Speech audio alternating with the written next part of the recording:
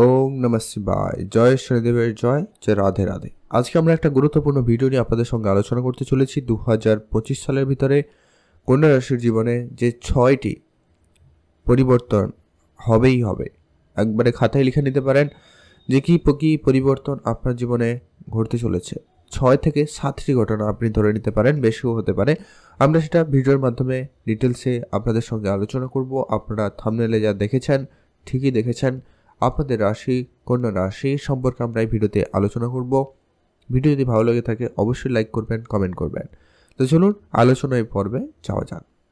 খুবই গুরুত্বপূর্ণ আজকের এই ভিডিওটি হতে চলেছে কন্যা রাশির জাতক জাতিকাদের জন্য, কারণ 2025 সালে বড় বড় গ্রহের পরিবর্তন রয়েছে, যা আপনার জীবনেও তার পরিবর্তন প্রভাব দেবেই দেবে। যদি আপনার জন্মকুষ্ঠী সাপোর্ট করে যায় এই গোচরকে, তাহলে তো পরিবর্তন একবারে 100%, কোনো কথা নেই। না হলেও কিছু না কিছু প্রভাব আপনি লক্ষ্য করবেন। কন্যা রাশি রাশিচক্রের ষষ্ঠ রাশি কন্যা রাশি। আপনার রাশির অধিপতি হচ্ছেন স্বয়ং বুধ। এই মুহূর্তে বুধদেব আপনার রাশি থেকে তৃতীয় ঘরে অবস্থান করছে। তারপরে প্রত্যেক মাসে 18 দিন অন্তর কিন্তু রাশি পরিবর্তন করতে থাকবে। যদি বলা যায় মার্চ এই 2025-এর জুন জুলাই পর্যন্ত আপনাদের জন্য এই বুধের পরিস্থিতি অত্যন্ত পজিটিভ থাকবে। কোনো পরিবর্তন নিয়ে আসতে পারেন। আপনি আপনার হেলথে কিছু পরিবর্তন করতে চাইলে করতে পারেন। পড়াশোনার জায়গায় কিছু পরিবর্তন আনতে চাইলে আনতে পারেন। সময় সুযোগ আপনাদের জন্য অত্যন্ত পজিটিভ থাকবে এবং ভালো রেজাল্ট আপনাকে প্রদান করছে। তারপরে যেটা গুরুত্বপূর্ণ হতে চলেছে যে কি আপনাদের শনিদেব খুবই গুরুত্বপূর্ণ হতে চলেছে। শনিদেবের রাশি পরিবর্তন। শনিদেব আপনার রাশির ষষ্ঠ ঘর থেকে পেরিয়ে আপনার রাশি থেকে সপ্তম ঘরে অবস্থান করতে চলেছে। শনিদেবের এই গোচর আপনার জীবনে একবারে 30 বছর পর কিন্তু হতে চলেছে। আপনার সপ্তম ঘরে শনিদেবের উপস্থিতি, আপনার শনিদেবের কোনো সাড়ে সাথী নেই, ঢাইয়া নেই, কিছু নেই। শনিদেব আপনার জন্য যথেষ্ট পরিমাণ সুখবর নিয়ে আসবে। বিশেষ করে যারা অবিবাহিত রয়েছেন, হয়তো বিবাহের যোগাযোগ করছেন, চেষ্টা করছেন, কিন্তু হয়ে ওঠেনি। একাধিকভাবে বাধা বিপত্তি, এর পেছনে কারণটাও রয়েছে যে কি রাহু অলরেডি আপনার রাশিতে উপস্থিত হয়েছে। বিশেষ করে যারা 1-1.5 বছরের মধ্যে চেষ্টা করছেন, বিশেষ করে বেশি করে চেষ্টা করছেন, তাদের কিন্তু আসছে যাচ্ছে এই রকম ব্যাপারটা কিন্তু আপনারা লক্ষ্য করেছেন। যদি লক্ষ্য করেছেন কমেন্ট করে জানাবেন। তবে শনিদেব এখানে 29 মার্চ এপ্রিল মাসের পর থেকে শনিদেব আপনার রাশিতে অবস্থান করে যাবে সপ্তম ঘরে। অতএব বিবাহের কথাবার্তা ফাইনাল করাবে, বিবাহের যোগ তৈরি করবে। তবে হ্যাঁ, বিবাহিত জীবনের মধ্যে যেটা আপনারা হয়তো অলরেডি রাহু কেতুর যে উপস্থিতি, হয়তো আপনারা ঝগড়া অশান্তি লক্ষ্য করেছেন।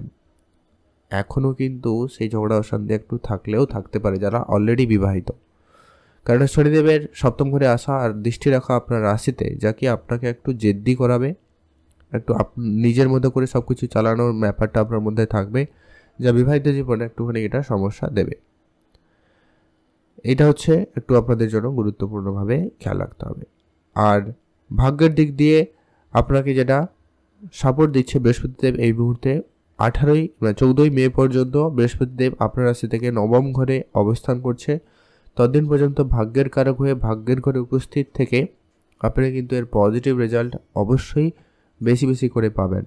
তারপরেই 14ই মের পরে আপনি একটু আপনার পিতার হেলথে একটু গুরুত্ব রাখবেন। এটা একটু আপনাকে খেয়াল রাখা প্রয়োজন রয়েছে। আর তেমন কোনো এই মুহূর্তে শনিদেবের প্রভাবে তেমন কিছু নেই। এর পরবর্তী এটা গুরুত্বপূর্ণ বিষয় যেটা হতে চলেছে, যেটা কি আপনার বৃহস্পতিদেবের রাশি পরিবর্তন হতে চলেছে 12 বছর পরে। আপনার রাশি থেকে 10ম স্থানে বৃহস্পতিদেবের উপস্থিতি অত্যন্ত গুরুত্বপূর্ণ। আপনার কেরিয়ারে পরিবর্তন হবেই হবে। আপনি আপনার কেরিয়ারে উচ্চ পদে যেতে পারবেন। আপনার মধ্যে জ্ঞান আসবে, আপনার ভিতরে নলেজ আসবে, নতুন টেকনিক আসবে, নতুন কাজের সুযোগ আপনার কাছে আসবে। সম্ভাবনা অত্যন্ত প্রবল।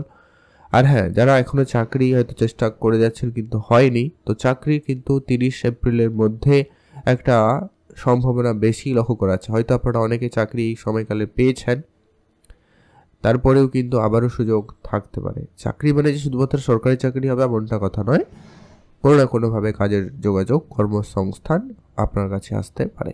মানে আপনি পেতে পারেন। আরেকটা যেটা বড় ভবিষ্যৎবাণী যেটা হতে চলেছে যে কি বৃহস্পতিদেব আপনার রাশি থেকে দশম স্থানে যাচ্ছে আর আপনার চতুর্থ ঘরে দৃষ্টি রাখছে, যার কারণেই আপনি কোনো বড় কিছু কিছু করতে চলেছেন। যেটা হচ্ছে কি আপনি হয় গাড়ি কিনবেন, বা জমি জায়গা কিনবেন, বাড়ি বানাবেন, বাড়ি কেনা বেচা করবেন। এইরকম কোনো কাজ আপনি অবশ্যই 2025-এ করতে চলেছেন, তাও আবার মে মাসের পর থেকে। এটা কিন্তু প্রবল যোগ সম্ভাবনা লক্ষ্য করা যাচ্ছে। তার পরবর্তী এটা গুরুত্বপূর্ণ হতে চলেছে আপনার মায়ের হেলথে যদি কোনো কারণে সমস্যা চলছিল, সেই জায়গাটা সমস্যা দূর হবে। মাকে নিয়ে আপনার যদি কোনো চিন্তা ছিল, মায়ের শরীরে কোনো সমস্যা ছিল, মায়ের কোনো মানসিক চাপ ছিল, সেগুলো কিন্তু খুব শীঘ্রই কিন্তু দূর হবে। এটার একটা প্রবল যোগ সম্ভাবনা আপনারা লক্ষ্য করবেন। আর যেটা হচ্ছে আপনার অর্থের আনাগোনা অবশ্যই বৃদ্ধি পাবেই পাবে, সম্ভাবনা অত্যন্ত প্রবল রয়েছে। বিভিন্নভাবে বিভিন্ন উৎস থেকে আপনার কাছে অর্থ আসবেই আসবে। আপনার ব্যবসা ক্ষেত্রে শনি থাকছে, আর আপনার কর্মস্থানে বৃহস্পতি রয়েছে, অত্যন্ত পজিটিভ, যার কারণে আপনি কর্মস্থান থেকে হোক ব্যবসা স্থান থেকে হোক বেশ পরিমাণ ভালো অর্থ উপার্জন করবেন, কারণ বৃহস্পতি দেবের দৃষ্টিও থাকবে আপনার রাশি থেকে দ্বিতীয় ঘরে, যার কারণে আপনার অর্থ সঞ্চয় ভাগ্য খুব ভালো থাকবে। আপনার যেসব সম্পর্ক খারাপ হয়ে গেছিলো, পাড়া প্রতিবেশী আত্মীয় স্বজন, তাদের সাথে আপনার সম্পর্ক ঠিক হয়ে যাবে।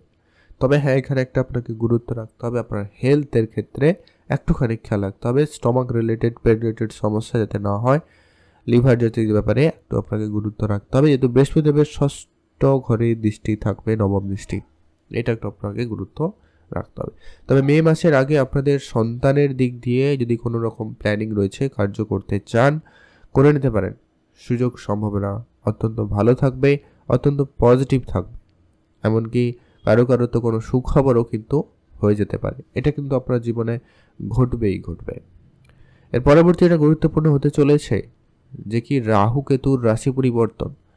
আপনার প্রেম সম্পর্কের ব্যাপারে একটা কথা আপনাদেরকে অবশ্যই বলে রাখবো যে কি 29 মার্চের পর থেকে 18ই মে এই সময়কাল পর্যন্ত আপনি আপনার প্রেম সম্পর্কের ক্ষেত্রে একটু গুরুত্ব রাখবেন, আপনার বিবাহিত জীবনেও একটু বেশি করে গুরুত্ব রাখবেন, কারণ রাহু শনি একসঙ্গে আপনার রাশি থেকে সপ্তম ঘরে থাকবে, যেটা একটু আপনাকে চিন্তা দিতে পারে।